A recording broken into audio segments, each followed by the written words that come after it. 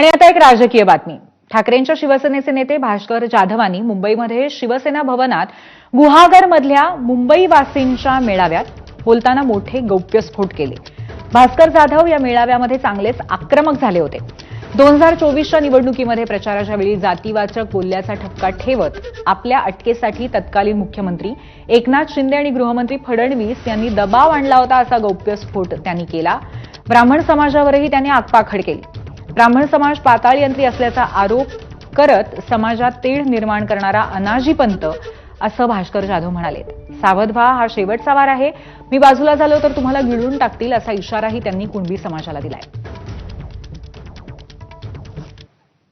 त्यांचं सारखं म्हणणं की माझ्यावर अॅट्रॉसिटीचा गुन्हा दाखल करा आणि ह्यांना जेलमध्ये टाका।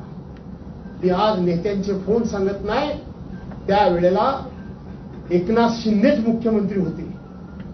वरून सगळ्या नेत्यांचे फोन गृहमंत्री देवेंद्र फडणवीस होते। वरून सगळ्यांचे फोन येत होते, कोणाला एसपीना त्यांना अटक करा।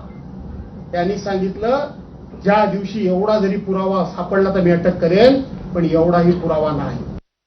हे छोटे छोटे समाज एकवटतील असं मला वाटलं। मला सांगतो, हे माझ्या पाठीशी उभे राहते। मराठ्यांनी जर मनावर घेतलं तर गावामध्ये नक्कीच मराठ्यांना मानणारा वर्ग आहे।